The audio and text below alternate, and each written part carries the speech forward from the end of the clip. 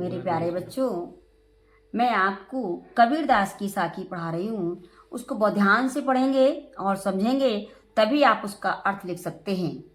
तो सबसे पहले है, सतगुरु हम सूरी जी कर एक कहा प्रसंग, बरसा बादल प्रेम का भीज गया सब अंग।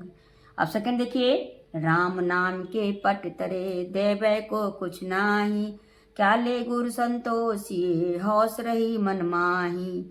थर्ड देखिए, ज्ञान प्रकाशा गुर मिलिया सो जिन बिसरी जाई, जब गोविंद कृपा करी तब गुर मिलिया आई। फोर्थ, माया दीपक नर पतंग, भ्रम भ्रम ईवे पड़ंत, कहे कबीर गुर ज्ञान ते एक आद उबरंत। ये अब तीसरा पढ़ाते हैं आपको, ज्ञान प्रकाशा गुर मिल्या सो जिन बिसरी जाई, जब गोविंद कृपा करी। बच्चों, मैं आपको कबीरदास की साखी पढ़ा रही हूँ, जो बहुत ध्यान से सुनेंगे पढ़ेंगे तभी आपको समझ में आएगा। तो सबसे पहले हम पढ़ते हैं, सतगुरु हम सूरी जिकर एक कहा प्रसंग, बरसा बादल प्रेम का भीज गया सब अंग। देखिए, सबसे पहले हम जब लिखते हैं तो उसमें लिखते हैं संदर्भ। तो संदर्भ में क्या लिखते हैं? प्रस्तुत साखी हमारी पाठ्य पुस्तक के काव्यखंड से उद्धृत की गई है, जिसके रचयिता ज्ञान मार्गी शाखा के कबीरदास जी हैं। इसके लिखने के बाद फिर हम डालते हैं नंबर 2 पॉइंट, प्रसंग।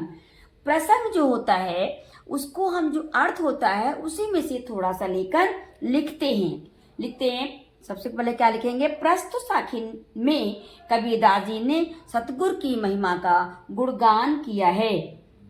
गुरु के उपदेश से मेरे हृदय में भगवान के प्रति प्रेम उत्पन्न हो गया। ये तो हमने आपको बताया प्रसंग। आप इसके बाद लिखते हैं व्याख्या। सतगुरु हम सूरी जिकर, क्या अर्थ हुआ?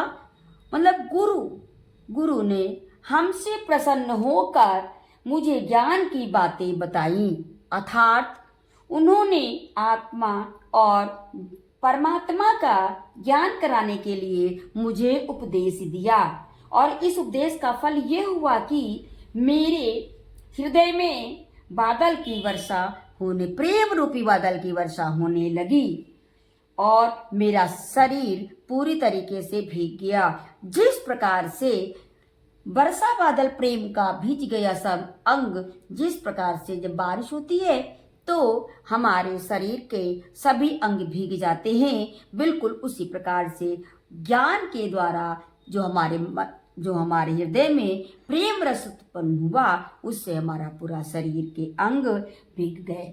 ये तो हमारी थी व्याख्या। अब इसके बाद हम डालते हैं एक पॉइंट और होता है, काव्य सौंदर्य। तो उसमें क्या लिखते हैं? नंबर 1, कबीरदास जी ने हमें सतगुरु की महिमा का वर्णन दर्शाया है। और नंबर 2 डालेंगे, भाषा उनकी कैसी होती है? सदुक्कड़ी है, शैली मुक्तक है, छंद दोहा है, रस इनका शांत है, अलंकार इसमें रूपक है।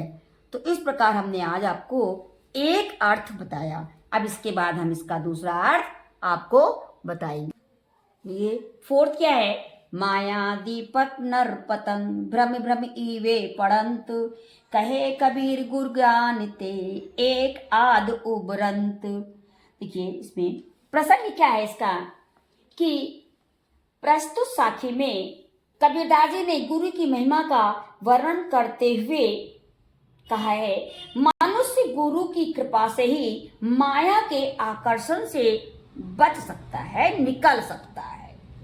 देखिए, इसकी व्याख्या क्या है? कबीरदास जी कहते हैं, माया रूपी क्या है? दीपक है। नर क्या है? पतंग है। और जो जीव होता है वो क्या करता है? वो उसी में भ्रम ईवे पड़ंग, भ्रम मतलब घूम घूम कर उसी में वो पड़ा रहता है, उससे वो निकलता नहीं है।